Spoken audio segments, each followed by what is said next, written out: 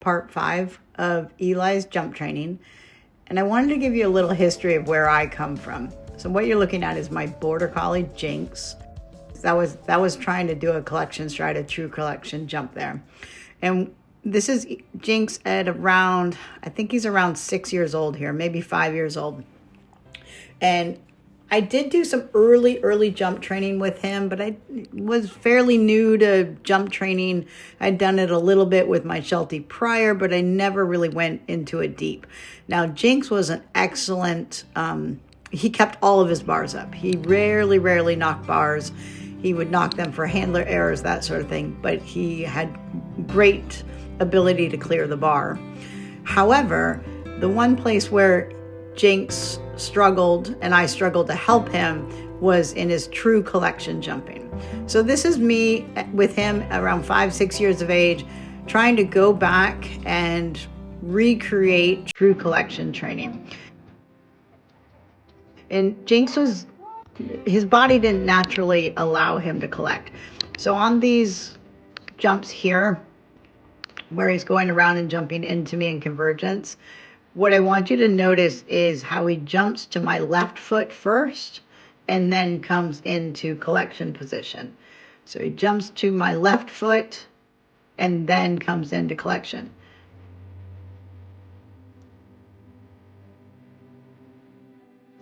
There he did better. So one of his main struggles was he did what is called diving. And diving is when the dog jumps across the bar almost in a slice position and then turns. So they turn on the landing side as opposed to lifting and correctly taking off from the takeoff side. So that's what I'm trying to work through with Eli, but his focus is more on knocking bars. So same approach, just different reasons for doing it. And so because Eli was a bar knocker and because I had experience with Jinx diving over the bar, I really went maybe over the top in my jump training. But I don't know. I think that maybe it requires this much early intervention focus on structure, on mechanics of how to lift.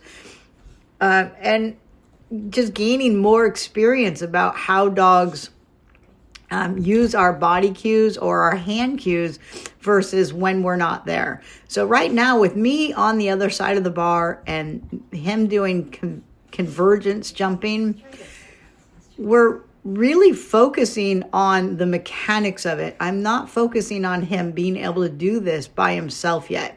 And I will get into that. I will get into that later. So there's argument for, does this work when the handler's not there? And is it beneficial to have the handler there? And I think it is. I think there's a lot of benefit to Linda Mecklenburg's training.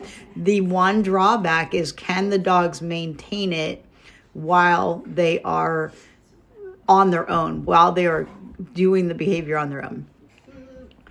So let's look at Eli here. So again, this is collection, working towards true collection, right?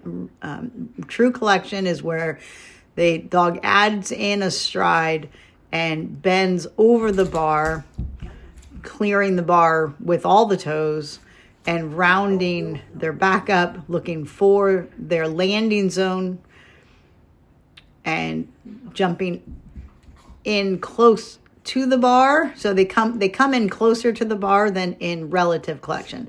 So there are 3 different types of jumping essentially that dogs do: extension jumping, relative collection jumping, and then true collection jumping. And right here is a big element of true collection jump training. And true collection, it can happen, in my opinion, it can happen in 2 ways. One, it's taught. So doing exactly what I'm doing here, teaching them how to lift, how to mechanically lift straight up without hitting the bar. And then the other way is just time. Dogs learning to read their handlers better and grabbing a stride in prior. Now, Jinx never learned true collection on his own. So I absolutely had to get in there. And because I was so late in his years of doing it, two things happened. One, he never gained great true collection jumping. And two, he got injured before I could finish. So he injured himself. He broke his ankle, I think around 7 years of age, and never went back to agility. You okay? It was a very nasty break and would have taken a long time to recover from. So which would have put him right around 10 years of age. So I opted to retire him. All right, so what am I looking at here from Eli? You're doing good. I am looking at him to keep his back arched. He's now at 12, well, he's still at 12 inches. And my hand is a little high here. So I think as you continue to watch these, you will notice that before I release him, I actually try and get my hand down lower. So right now my hand's right about bar height, maybe a little bit lower when I release him. And the other thing that will evolve, golly, that was a nice little jump. Did you see that? So really up close, naturally on his own, he just is starting to really pick up his feet. So what you'll see with my hand as I continue this is that I start to release him later. So I get my hand down lower before I release him. And right now I'm just using the word okay. I'm not giving him any different jump cues, just the word okay, and he comes over. And right now my hand is playing a big role in how well he's doing, I think. So he's watching my hand a lot right now. If my hand is moving when he's released, so I'm dropping my hand down and then into position. So kind of like a scooped hand. My palm is up. My palm is always going towards his nose. So palm is up, and then I rotate it once he comes over. So these bar knocks, it's a little rough because some of it is my fault. Some of these bar knocks are my fault, and that's hard on him. So I'm paying very close attention to how he's reacting. That one, he just didn't even try to jump on that one. So while this may seem repetitive, and it is a lot of repetitive, I'm looking for the subtleties in how he's evolving. And if this is too much for you, then I would play it at 1 1/4, 1.5 times to speed it up. So hands getting lower. That was a nice one. Not releasing him until he's a little bit, my hand's a little bit more still. So he has to hold, wait until my hand's still. That one, my hand was moving a little bit. But I'm getting better in my hand execution, which is helping him with his jump execution as well. Yeah, very good. So we're looking for that 1-2 landing. Him to stick the landing, try not to fling it past my leg. He's a little close. So constantly trying to adjust him to be in a good position to help him. That was nice low hand on my part. Oh, he's a little close there.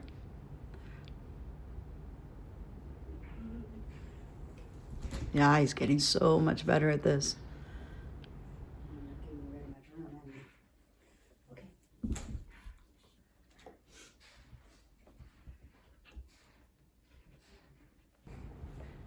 I'm going to begin to add in some distance. Whenever we add in distance, we're adding in speed. Right now, I'm not looking for speed. I'm just looking for execution. Yeah, good. You're landing on my foot, though, dude. You're landing on my foot. Is that correct? Should you be landing on my foot? Oop, that was a dive. One thing that this training I had hoped would help, and I'm finding that it doesn't. Maybe I need to go back and reiterate what I want from him. Is see how I square him up to the bar there? So his both shoulders are even to the bar. Is what I was hoping for through time and through repeating this process over and over again, is that he would start to naturally square himself up to the bar on on side approaches, and he does not. So he does coming from the backside. He does a pretty dang good job when I send him to the backside, just like that, but on a regular one. Now that he's jumping, he does square up better.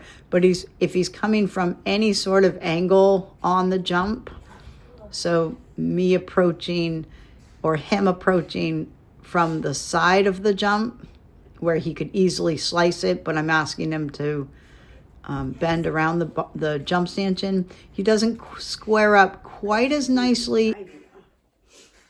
So I'm getting my hand a little bit lower. I think he self-released there. And he's doing a little bit of diving there. So diving is when he jumps towards my left foot, my right foot on the outside of my right foot.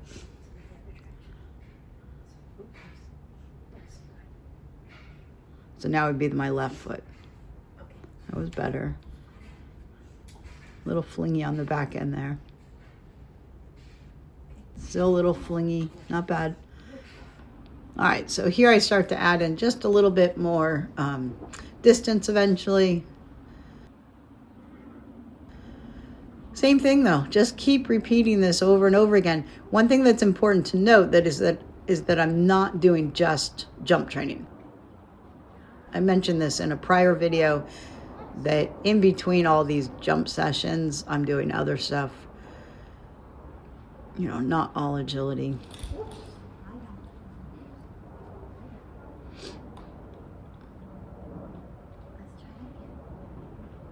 So it's starting to ask for just him to hang with me, not to lie down.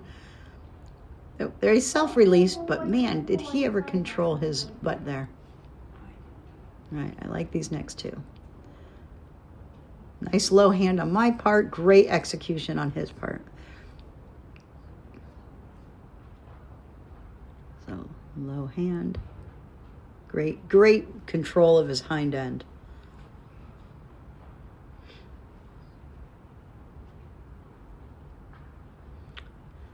All right, because of these nice, I'm going to start adding in more distance. So now he has to come into the bar, one stride, sit, and do the same exercise. So one stride in. Good boy. I could also throw him on some get-its, but this controls the distance a little bit better if I put him in a sit-stay first. So he's not very far away from the bar. He's maybe 5 feet there, maybe 6 feet there. So he went from 4 feet, now he's at 6 feet about. Coming in first and setting, yeah, good boy. So I'm also starting to release him a little bit sooner, right after that sits and over. Yeah, so not forcing him to hold that sit very long, just come in and grab a sit and then right into a jump. My bar looks like it's 12 inches there.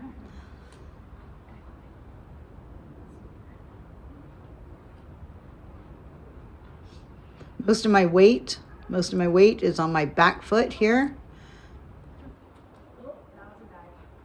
That was a dive. I like that one.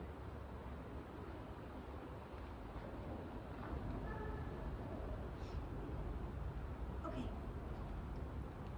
Yes, beautiful. Good boy. Okay.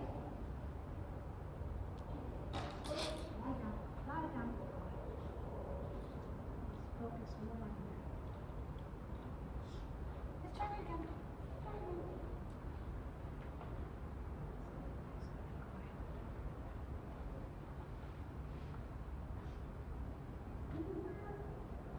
Okay. Very nice. Very nice lift, very nice controlled landing. Super. Okay. Super job. Just to give you a different angle of how far I am. Again, this is a 12-inch bar. Oh, that was a dive. That was a dive. Let's try that again. He's maybe 5 feet there.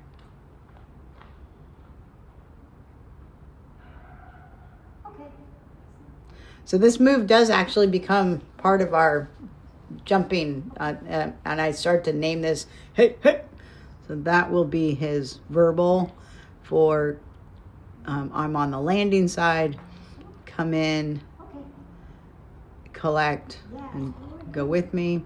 So I'll be there on the initial cue, and then I'll leave as I move to another part of the course.